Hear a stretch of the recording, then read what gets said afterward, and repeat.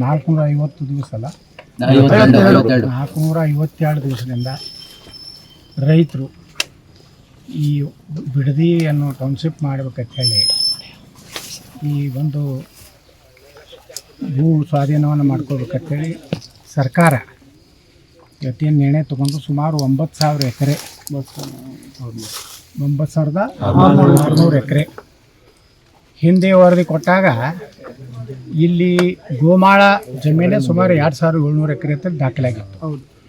ಘನತೆವತ್ತ ರಾಜ್ಯಪಾಲರಿಗೆ ಏನು ಮನವಿ ಕೊಟ್ಟಾಗ ಅವ್ರ ಬಲ್ಲಿರೋ ಸರ್ಕಾರಿ ಅಧಿಕೃತ ಅಂಕೆ ಸಂಖ್ಯೆಗಳ ಪ್ರಕಾರ 2,700 ಎಕರೆ ಗೋಮಾಳ ಇತ್ತು. ರೈತರ ಜಮೀನು ಸುಮಾರು 7,000 ಎಕರೆ. ಇಷ್ಟು ದೊಡ್ಡ ಪ್ರದೇಶವನ್ನು ವಿಧಾನಸಭೆಯಲ್ಲಿ ಇದು ಬರಡು ಭೂಮಿ ಇದೆ, ಇದು ಕೃಷಿಗೆ ಯೋಗ್ಯ ಇಲ್ಲ, ಕೆಲವೊಂದು ರೈತರು ಉದ್ದೇಶಪೂರ್ವಕವಾಗಿ ಬೆಲೆ ಹೆಚ್ಚು ಮಾಡಿಸ್ಬೇಕಂತ ಹೇಳಿ ನಾವು ಸರ್ಕಾರ ನಿಗದಿ ಮಾಡಿದ ಬೆಲೆಗೆ ಅದನ್ನು ಹೆಚ್ಚಿಗೆ ಮಾಡಿಸ್ಬೇಕು ಅನ್ನೋಂಥ ಒಂದು ಕುತಂತ್ರದಿಂದ ಈ ಹೋರಾಟ ಮಾಡ್ತಾ ಇದ್ದಾರೆ. ಇಲ್ಲಿ ಯಾವ ಗಿಡನೂ ಇಲ್ಲ, ಏನೂ ಇಲ್ಲ ಅಂತೇಳಿ ವಿಧಾನಸಭೆಯಲ್ಲಿ ಹೇಳಿದರು. ಇವತ್ತು ನಾವು ಮಾಧ್ಯಮದವರು ಬಂದಿದ್ದೀರಿ.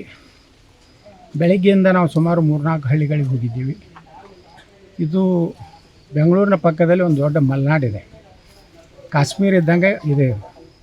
ಇಲ್ಲಿ ಫಲವತ್ತತೆಯಾದ ಭೂಮಿ, ಮಿಶ್ರ ಬೆಳೆಗಳು, ತೋಟಗಾರಿಕೆ ಇದೆ. ಇಲ್ಲಿ ಅಡಿಕೆ ಬೆಳೀತಾರೆ, ರೇಷ್ಮೆ ಬೆಳೀತಾರೆ, ಸಪೋಟ ಬೆಳೀತಾರೆ, ಅಲ್ಲಿಂದ ತೆಂಗು, ಬಾಳೆ, ಅಂಜೂರು ಮತ್ತು ಅದ್ರ ಜೊತೆಗೆ ರೈತರು ಈ ಹೈನೋದ್ಯಮವನ್ನು ಮಾಡ್ತಾರೆ. ಲಕ್ಷಾಂತರ ಲೀಟ್ರು ಒಂದೊಂದು ಸೊಸೈಟಿಯಲ್ಲಿ 40,000 to 50,000 ಲೀಟ್ರು ಪ್ರತಿ ತಿಂಗಳು ರೈತರು KMFಗೆ ಹಾಕ್ತಾರೆ. ಹೆಣ್ಮಕ್ಳು ಅದ್ರ ಮೇಲೆ ಒಂದು ಸಂಸಾರ ನಡೆಸ್ತಾರೆ. ನಮ್ಮ ಎಲ್ಲ ಬಡ ಕುಟುಂಬಗಳು ಸಣ್ಣ ಸಣ್ಣ ಜಮೀನ್ದಾರಿದ್ದಾರೆ. 1 ಎಕರೆ, 10 ಗುಂಟೆ, 20 ಗುಂಟೆ, 2 ಎಕರೆ. ಒಂದಿಷ್ಟು ದೊಡ್ಡ ಹಿಡುವಳಿದಾರರು ಇರ್ಬೋದು. ಆ ದೊಡ್ಡ ಹಿಡುವಳಿದಾರರು ಕೆಲವು ಮಂದಿ ಬರೆದು ಕೊಟ್ಟಿರ್ಬೋದು, ಇಲ್ಲ ನಾವು ಭೂ ಸ್ವಾಧೀನಕ್ಕೆ ರೆಡಿ ಇದೀವಿ. ಆ ದುರ್ದೈವ ಅಂದರೆ ರೈತರು ಸುಮಾರು 3,500 ರೈತರು ಮನವಿ ಕೊಟ್ಟಿದ್ದಾರೆ, ನಮ್ಮದು ಭೂ ಸ್ವಾಧೀನ ಮಾಡ್ಕೋಬಾರ್ದತ್ತೆ. ಅದನ್ನೇ ಕ್ಯಾರಿ ಮಾಡ್ತಾ ಅಂತ ಇಲ್ಲ ಸರ್ಕಾರ. ಒಂದು ರೀತಿ ಜಿಲ್ಲಾಧಿಕಾರಿಗಳ ಕಚೇರಿನೇ 144 ಕಲಂ ಜಾರಿ ಮಾಡಿದ್ದಾರೆ. ಯಾರು ರೈತರು ಹೋಗೋಂಗಿಲ್ಲ, ಅವ್ರ ಮನವಿಯನ್ನು ಕೇಳೋರಿಲ್ಲ. ಇಷ್ಟು ಮಾಡೋಕ್ಕಿಂತ ಅವರೇ ಹಳ್ಳಿಗೆ ಜಿಲ್ಲಾಧಿಕಾರಿ ಬಂದಿದ್ದರೆ, ಯಾರು ಬರಡು ಭೂಮಿ ಅಂತೇಳಿ ವಿಧಾನಸಭೆಯಲ್ಲಿ ಹೇಳಿದ್ರಲ್ಲ, ಅವರು ಇಲ್ಲೆಲ್ಲ ಅಡ್ಡಾಡಿಬಿಟ್ರೆ ಈ ಬೆಂಗಳೂರು ಪಕ್ಕದಲ್ಲಿರುವ ಬಿಡದಿ ಸ್ವರ್ಗವನ್ನು ನೋಡಲಿಕ್ಕೂ, ಒಳ್ಳೆ ಗಾಳಿ ತೊಗೊಳ್ಲಿಕ್ಕೂ ಒಂದು ಅವಕಾಶ ಇರ್ತದೆ. ಆ ದುರ್ದೈವ ಅಂದರೆ ಸುಮಾರು 452 ದಿವಸ ಆದರೂ ಸಹ ರೈತರಿಗೆ ಯಾವುದೇ ರೀತಿ ಸ್ಪಂದನೆ ಇಲ್ಲ, ಅವ್ರ ಪರವಾಗಿ ಮಾತಾಡೋವಂಥದ್ದಿಲ್ಲ. ನಿನ್ನೆ ಮುಖ್ಯಮಂತ್ರಿಗಳು ತಮ್ಮ ಸ್ವಕ್ಷೇತ್ರಕ್ಕೆ ಹೋಗಿದ್ದಾರೆ.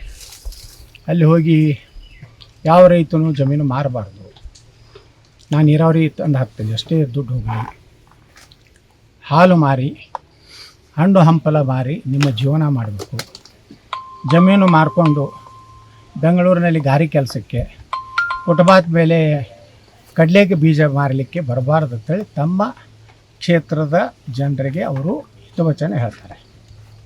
ಅವ್ರದ್ದೇ ಜಿಲ್ಲೆ ರಾಮನಗರ, ಈಗ ಯಾವ್ಯಾವ ಕಾರಣಗಳಿಂದ ರಾಮನ ಹೆಸರು ಯಾಕೋ ಅಲರ್ಜಿ ಇತ್ತು ಕಾಣಿಸ್ತದೆ, ಅದನ್ನು ದಕ್ಷಿಣ ಬೆಂಗಳೂರು ಏನೋ ಮಾಡಿದ್ದಾರೆ. ಇಂಥ ಒಂದು ಪರಿಸ್ಥಿತಿಯಲ್ಲಿ ನಾವು ಮುಖ್ಯಮಂತ್ರಿಗಳಿಗೆ ಇನ್ನೊಮ್ಮೆ ಆತ್ಮಾವಲೋಕನ ಮಾಡ್ಕೊಳ್ಳಿಕ್ಕೆ ಕೇಳ್ಕೊತೀನಿ. ಯಾಕಂದರೆ ಇವರು ರೈತರೇ ಅಲ್ಲ, ಇವರು ತಮ್ಮ ಜೀವನ ಕಟ್ಕೊಂಡಿದ್ದಾರೆ. ಸಾವಿರಾರು ವರ್ಷಗಳಿಂದ ಈ ಒಂದು ಭೂಮಿ ಇಷ್ಟೆಲ್ಲ ತಯಾರಾಗಬೇಕಾದ್ರೆ ಒಂದು 5-10 ವರ್ಷದ ಅಲ್ಲ, ಸಾವಿರಾರು ವರ್ಷದಿಂದ ರೈತರು ತಮ್ಮ ಕುಟುಂಬವನ್ನು ಸಾಕೊಂಡು ತಮ್ಮ ಜೀವನವನ್ನು ಭಾಳ ಅತ್ಯಂತ ದೇವ್ರು ಕೊಟ್ಟಂಥ ಎಷ್ಟೇ ತಿಂಗಳಿಗೆ ಬರಲಿ ಅದರಲ್ಲಿ ತಮ್ಮ ಜೀವನ ನಡೆಸ್ತಾ ಇದ್ದಾರೆ.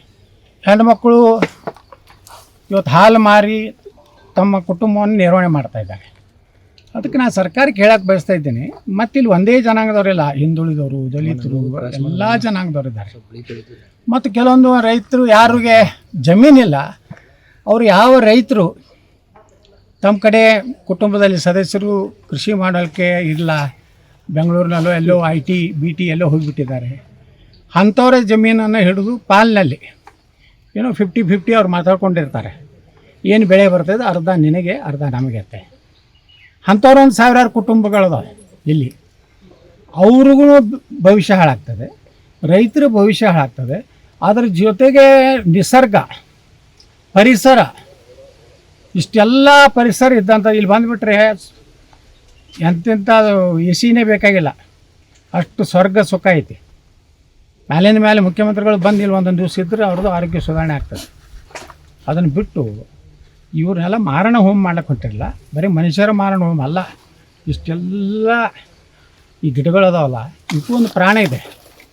ನಮ್ಮ ಹಿಂದೂ ಸನಾತನ ಧರ್ಮದಲ್ಲಿ ಗಿಡಗಳನ್ನು ನಾವು ಪೂಜೆ ಮಾಡಿದ್ದೀವಿ, ಸೂರ್ಯನ ಪೂಜೆ ಮಾಡಿದ್ದೀವಿ, ಚಂದ್ರನ ಪೂಜೆ ಮಾಡಿದ್ದೀವಿ, ಕಲ್ಲನ್ನು ಪೂಜೆ ಮಾಡಿದ್ದೀವಿ, ನೀರನ್ನು ಪೂಜೆ ಮಾಡಿದ್ದೀವಿ, ಗಾಳಿಯನ್ನು ಹನುಮನ ಒಂದು ಅವತಾರ ಹತ್ರ ಅದನ್ನು ಪೂಜೆ ಮಾಡ್ತೀವಿ.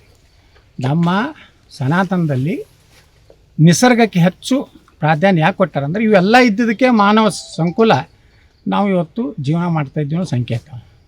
ಮತ್ತು ಅಂಥದ್ದನ್ನು ನೀವು ಮುಖ್ಯಮಂತ್ರಿಗಳೇ ಹಾಳು ಮಾಡ್ಲಿಕ್ಕೆ ಹೊಂಟಿದ್ದೀರಿ. ಇಂಥದನ್ನು ಮಾಡಬೇಕಾದ್ರೆ ಎಷ್ಟು ವರ್ಷ ಬೇಕಾಗ್ತದೆ? ನೀವು ಕಡಿದು ಬಿಡುವುದು ಎಲ್ಲನೂ JCB ಹಚ್ಚು ಎಲ್ಲನೂ ಹಚ್ಚಿ. ಈ ಒಂದು ಗಿಡ ತಯಾರಾಗಿ ಹೋದರೆ ಅಷ್ಟು ದಿವಸಬೇಕು. ಇದೆಲ್ಲ ಆತ್ಮಾವಲೋಕನ ಮಾಡ್ಕೊಡ್ರಿ. ಎಲ್ಲಿ ಬಂಜರು ಭೂಮಿ ಇದೆಯಾ